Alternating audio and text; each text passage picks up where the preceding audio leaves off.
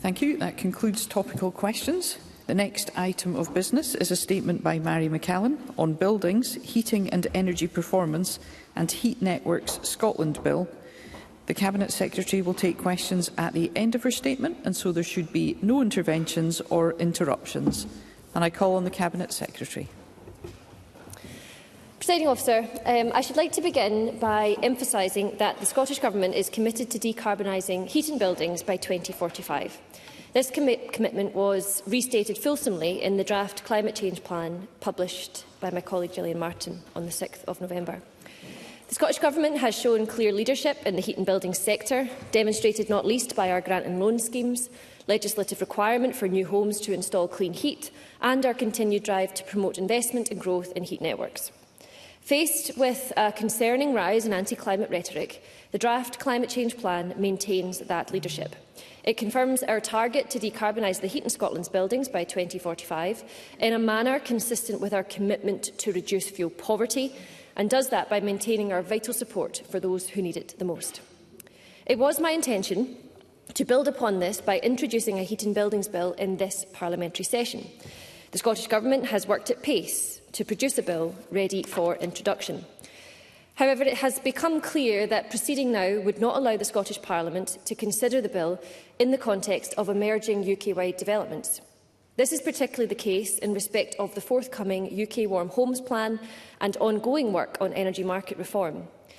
I am expecting the Warm Homes Plan to set out crucial detail on how and to what extent the UK Government plans to rebalance energy prices, particularly the price of electricity relative to gas, in a way that will make clean heating systems more affordable to run. This, of course, is a critical part of ensuring that our work to decarbonise homes does not exacerbate fuel poverty, something I am particularly committed to ensuring at a time when more and more people are struggling with spiralling energy costs and resultant debt, and when around 34% of households are living in fuel poverty, which is largely driven by a rise in energy prices.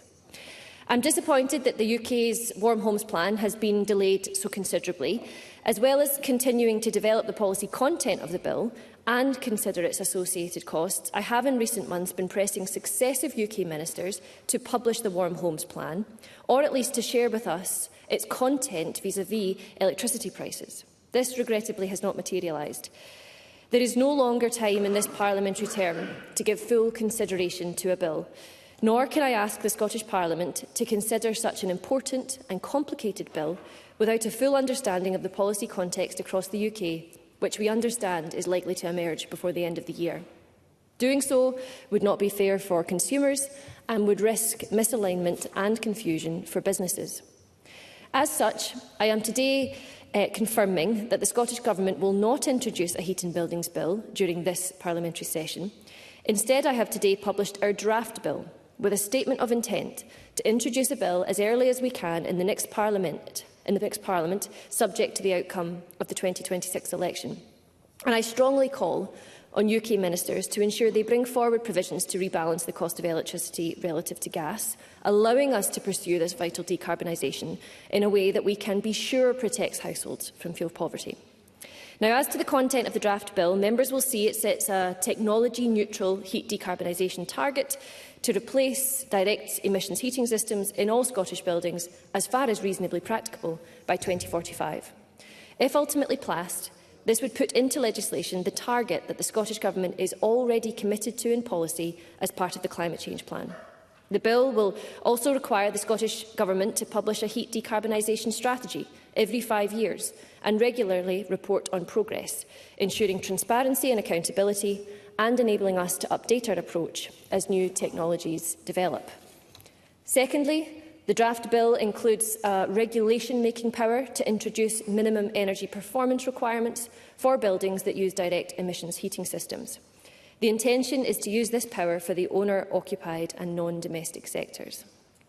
Finally, the draft bill includes provisions regarding heat networks, including a regulation-making power that may be used to require qualifying buildings within a heat network zone to connect to the heat network or decarbonise their heating system.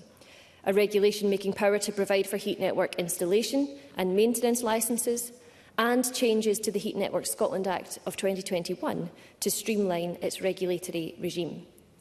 I believe that the draft bill provisions represent an ambitious but pragmatic and, crucially, flexible advancement in this sector, building upon what is already in the climate change plan.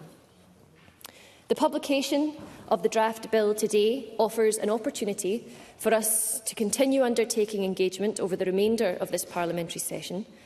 This will include launching a targeted consultation in the new year on detailed proposals for heat network installation and maintenance licences to support the implementation of the draft heat network provisions. This will enable the Scottish Government, that comes next, to move quickly to introduce secondary legislation following the passage of the bill. Presiding Officer, this builds on huge success that we have made in the heat and building sector over the course of this parliamentary session. We have allocated £1.67 billion of funding through our heat in buildings schemes, including committed spend of over £840 million for energy efficiency and clean heat projects. Since the start of this session, heat and buildings programmes have supported an average 15,000 households annually, including those in or at risk of fuel poverty. And since the launch of the first Warmer Homes Scotland scheme in 2015, we've invested around £399 million and helped over 47,000 households across Scotland to live in warmer homes which are more affordable to heat. So far, in 25-26, the average fuel bill savings across all completed applications is approximately £350 per year. And we intend to build on this. Today, I can announce that we are introducing grant support for homeowners to enable connections to heat networks through our long-running Home Energy Scotland grant and loan scheme, reinforcing our commitment to meeting targets for heat network deployment. This will see grants of up to £9,000 together with loans for households in island and remote areas to connect to local district heat networks. This follows engagement that the First Minister had during a recent visit to Shetland, demonstrating the responsiveness of our approach and our determination to back investment in heat networks, something that we pursue now and do not need to wait for legislation. Indeed, the Scottish Government has awarded over £62 million to enable the development of heat network projects in Scotland through our Heat Network Fund and the Low Carbon Infrastructure Transition Programme. We also recently laid new energy performance certificate regulations, which, if approved, will bring an improved EPC rating system into force in August 2026. And we've recently completed our consultation on minimum energy efficiency standards in the private rented sector, helping us to develop regulations that are fair, affordable and achievable. Further legislation will form a key part of our approach. Heat and buildings affects every one of us across Scotland, and we need to approach this sector in a way that harnesses the opportunities without exacerbating the risks, including of fuel poverty. I believe that the bill we've drafted finds that balance, with a commitment to collective action, taking individuals, communities and businesses with us on this transformative journey. But we need clarity on UK Government action on energy costs. Today, my officials and I are writing to stakeholders to begin the next phase of partnership working on the policy direction of the bill. Taken together with our draft climate change plan, which sets out our clear commitment to decarbonisation, this marks a real commitment to drive progress on clean heat in an ambitious yet pragmatic and flexible manner, which can adapt to technological advances that will undoubtedly emerge in the period to 2045, as well as reflect Scotland's diverse building stock with urban and rural requirements and differing abilities to adapt to change. Crucially, as I have set out in my reasons today, we will always balance our action to decarbonise with the imperative of relieving fuel poverty, and I call again on UK ministers to take the action necessary so that we can progress.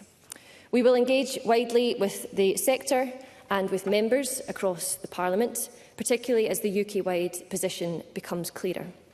I trust that Parliament will agree with me on the importance of making informed law by the clearest and most up-to-date position. This is ever thus, but it's particularly important when the law that we propose to make goes right to the heart of the most important asset that most people will ever have, namely their home. And I trust Parliament will agree that, for want of just a few months, however frustrating, essential clarity on something as fundamental as electricity prices is worth having, and it's worth considering our position in light of as we legislate. Thank you. Thank you. The Cabinet Secretary will now take questions on the issues raised in her statement. I intend to allow around 20 minutes for questions, after which we'll move on to the next item of business, and I'd be grateful if members who wish to put a question were to press their request to speak button now. And I call Megan Gallagher. Thank you, Presiding Officer, and may I thank the Cabinet Secretary for advance sight of her statement. But I think we need to be serious about the situation that we're facing here. This is a really embarrassing day for the Scottish Government. When Gillian Martin told this Parliament she was going back to the drawing board on the Heat in Buildings Bill, she promised any revised bill would not make Scottish households poorer. But yet, we have a bill, a draft bill, which seems to be on the road to nowhere, that still demands expensive energy efficiency upgrades from homeowners with no detail on what standards they would need to reach. Given the Scottish Government's track record on this issue, my main concern is that this is yet another attempt by the SNP to impose significant costs on homeowners to reach climate targets which simply aren't practical. Separate from this bill, the Scottish Government are also pressing ahead with regulations to impose minimum energy efficiency standards on the private rented sector, not to mention the disastrous housing bill which will push up costs for landlords and tenants. Isn't it about time that the Scottish Government stops using the private rented sector as guinea pigs in their botched legislative experiments? And will the Cabinet Secretary tell us how much they expect the average homeowner to be left out of pocket by these changes? Cabinet Secretary.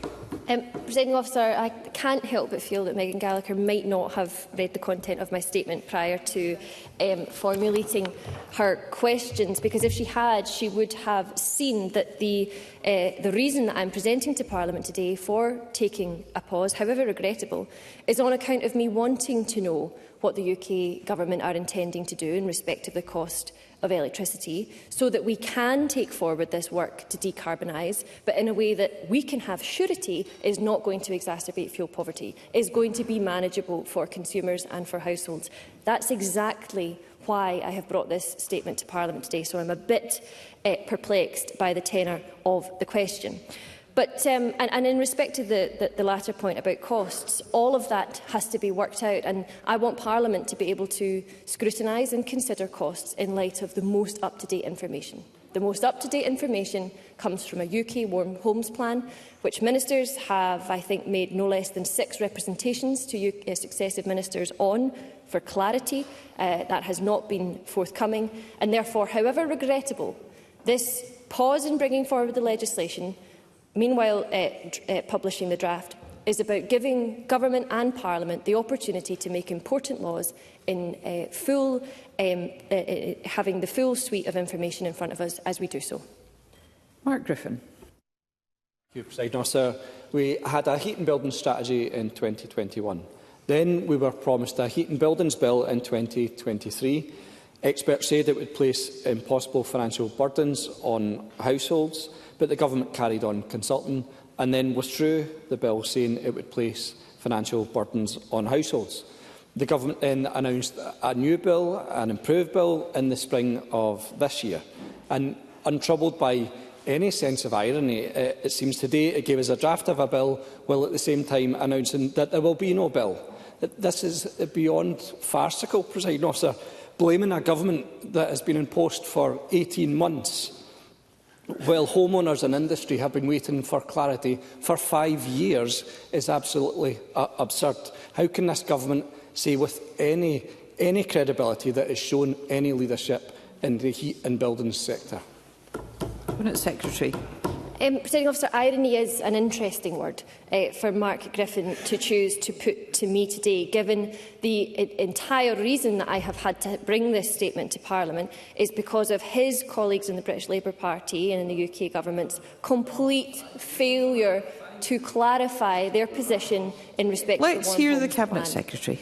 As I said previously, Scottish ministers have now pressed UK ministers no fewer than on 6 occasions since the Warm Homes Plan was first mooted. Now, I have to give them some due. There has been disruption caused by the former Deputy Prime Minister having to leave government and ministerial reshuffles having to come as a result.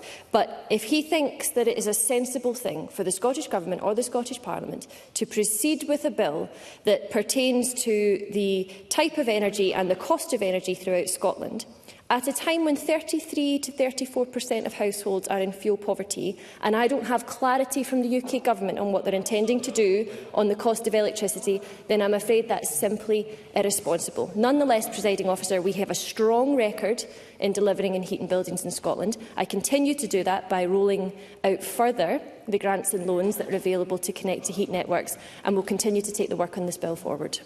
Thank you. I would ask all members to resist any temptation to contribute when they haven't been called to speak. I call Jackie Dunbar, to be followed by Alexander Stewart.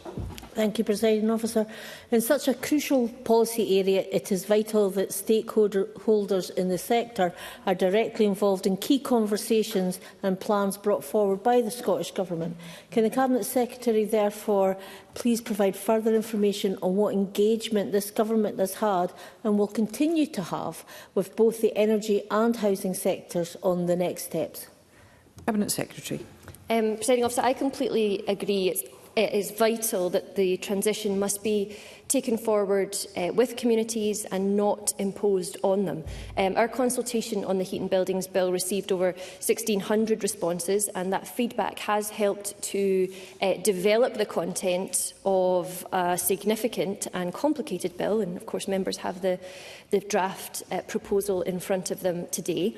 Since the consultation closed, we've continued to engage widely with stakeholders in the heat and buildings sector. Indeed, over the summer, I hosted a series of roundtables with consumer groups and energy stakeholders, businesses and others. I also held a roundtable last week with representatives of energy consumer organisations, where we discussed both the need to decarbonise, but the fact that it's essential that it's done in a way people can afford and that doesn't exacerbate fuel poverty. So all of that will continue as we take forward this programme.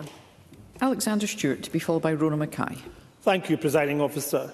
Meeting energy efficiency standards can come at great expense for homeowners and landlords, particularly in rural areas. In the statement, it indicates there will be grants of up to £9,000, together with loans for householders in island and remote rural areas to connect to local district heat networks. Therefore, will the Cabinet Secretary consider certain exemptions for rural properties when meeting these standards would create a significant financial burden for homeowners, landlords and tenants? Cabinet Secretary. Presiding Officer, I think, sorry if I picked him up incorrectly, I think Alexander Stewart's referring to exemptions from what would be proposed within the bill. The bill is intentionally drafted to offer flexibility.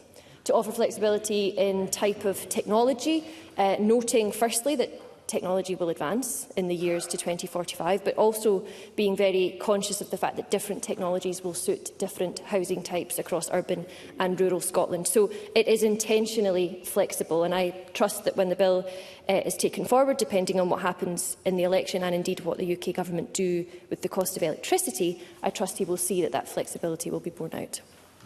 Rona Mackay, to be followed by Sarah Boyack. Thank you, Presiding Officer. I recognise that the Scottish Government's plans depend on essential clarity on key UK Government actions in reserve policy areas. Can the Cabinet Secretary expand on what communication, if any, she's received from our UK Government counterparts regarding their consistently delayed Warm Homes Plan and what impact this will have on progress in the Heat and Buildings Bill in Scotland? Cabinet Secretary.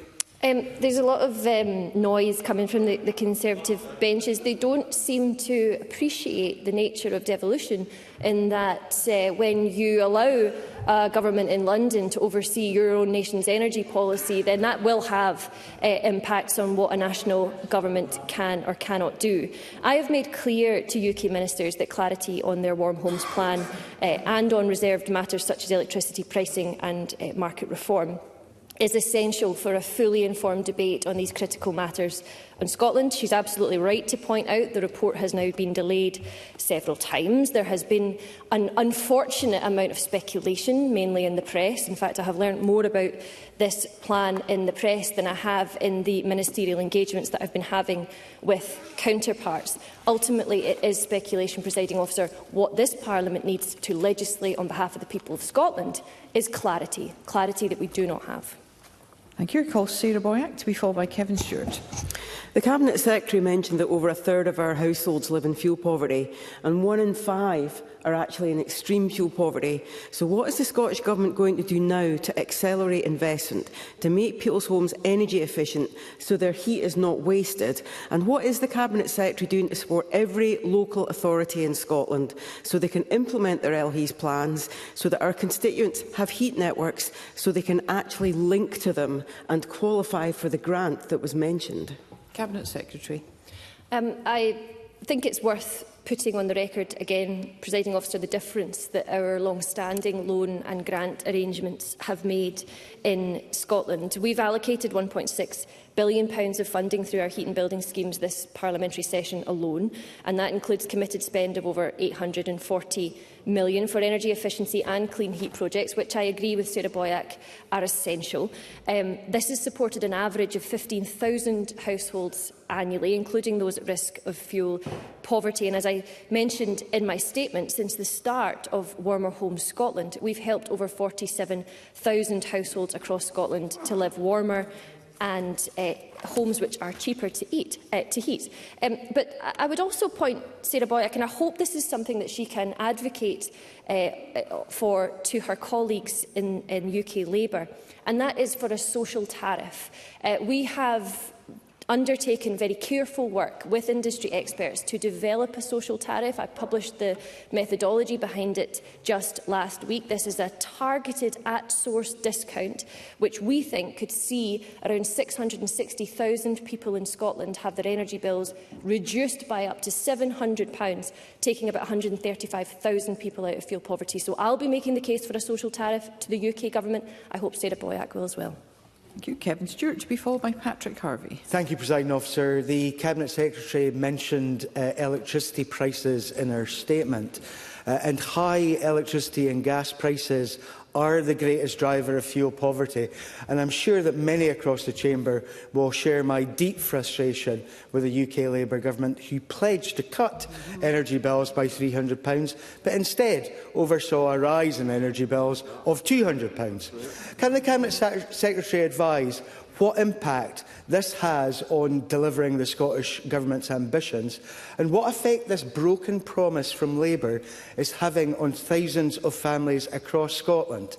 And will she join me in calling on the Labour UK Government to take immediate action to bring down electricity prices and put money back in the pockets of those who need it most this winter? Cabinet Secretary. Yes, I agree entirely with Kevin Stewart on those points. I've mentioned a couple of times in the course of today about the investment that we've made in the number of households that has helped, but it's also worth putting on the record that so far in 25-26, the average fuel bill savings across all of our completed applications to our loan and grant scheme is approximately £350 a year, which is helpful, Presiding Officer, but it will represent a drop in the ocean for the households who, for year after year, have seen their energy bills spiral, whilst successive UK governments have utterly failed to get a grip of the situation. Kevin Stewart is quite right to remind the Chamber that the UK Labour Party came to power promising a reduction of £300 in energy bills, and so far they have gone up nearly £200. So I would urge them, take the modelling that we have produced in respect of a social tariff, understand the impact that could make in taking people out of extreme and fuel poverty, and join me in calling strongly for its adoption across the UK. Thank you. I'm keen to include all members. I'm grateful for concise questions and responses. Patrick Harvey to be followed by Willie Rennie. The SNP had already let Scotland down when they first delayed this bill. To drop it entirely from this session is more than a disappointment, and to strip the most serious content out of it will only please the new climate deniers on the political right. and to blame anyone else for this decision, which is entirely of the SNP's making, adds insult to injury. To do all of this while mouthing platitudes about climate leadership turns this statement into a sick joke. Does the SNP understand that they will be held accountable for locking people into dependence on costly and polluting fossil fuel for years to come, and for failing to back what should be a thriving clean heat industry in Scotland? Cabinet Secretary. Presiding Officer, I share with Patrick Harvie the determination to rise to the challenge of climate change, and I understand how critical decarbonisation of buildings is as part of that. However, it is my desire to see this actually work and be feasible in the real world, which means that I have to pause this work today. And I can, unfortunately, only take from Patrick Harvie's contribution today that he is happy for a government and a parliament to legislate for something as critical as how we heat our homes and how it costs homeowners and renters, that he's happy to speculate on that and to legislate without full understanding of what the UK government intend to do in respect of the cost of bills. To me, that is unacceptable. Willie Rennie, to be followed by Paul McLennan. The Cabinet Secretary has got a nerve to stand here today and claim leadership on climate when she's delaying the very bill that's supposed to be tackling this. She boasts that she has taken action on thousands of homes, when in fact we've got millions of homes in Scotland. It is truly a drop in the ocean. So when will the Minister stop blaming everyone else and accept responsibility herself for this humiliating climb down? Cabinet Secretary. Quite unnecessary rhetoric from Willie Rennie, not for the first time. Let's hear one another. What the Government is proposing today is a sensible, reasonable, pragmatic response to the fact that a UK Government, to be fair to them, intends to bring forward a Warm Homes Plan, which we understand will seek to rebalance the cost of electricity relative to gas, something critical to this work. But I don't know what's in it yet. And despite ministers repeatedly asking what's in it, we still have no clarity. And as a government and as a parliament, we should not be prepared to make laws that affect the people of Scotland not in full receipt of the full policy landscape. So for want of a few more months, I think the people of Scotland would understand their government and their parliament awaiting passing laws to make sure that we have the full information in front of us.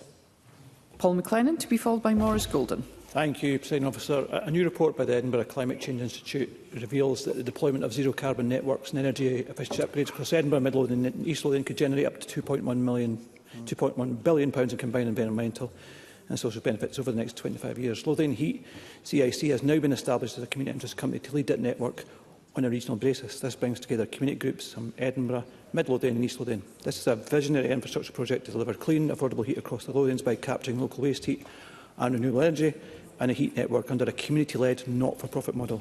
Can I ask the Cabinet Secretary what support can be given to Lothian Heat CIC and other community-led networks to maximise benefits for our communities? Cabinet Secretary. Presiding Officer, firstly, I would want to welcome the report drafted by the ECCI, which demonstrates the economic importance of heat networks. That's something that the Government is very seized of, and which you'll see Part 3 of the draft bill is entirely dedicated to. Across Scotland, we estimate that heat networks could account for around 20% of heat demand in future, and therefore they are going to be a key technology as part of that mix of decarbonisation options that we foresee for Scotland. And of course, he will know that through our Heat Networks Fund, we are supporting the deployment of heat networks across Scotland. This is not something that has to await primary legislation. And I would also draw Parliament's attention again to our extension to our loan and grant scheme to connections to heat networks, particularly in rural areas, that I have announced in my statement today. Maurice Golden, to be followed by Stuart McMillan. Thank you, Presiding Officer. The Cabinet Secretary refers to energy market reform, spiralling energy costs and fuel poverty in her statement. So, does the Cabinet Secretary agree with me and not her predecessor that the floor for the transmission demand residual should be removed in order to lower bills for Scots? Cabinet Secretary. Presiding Officer, I think that given the technical nature of the question that Maurice Golden puts to me, it would be one that I would be much more able to put the detail to him in writing as opposed to on the floor of the Parliament today. And Stuart McMillan.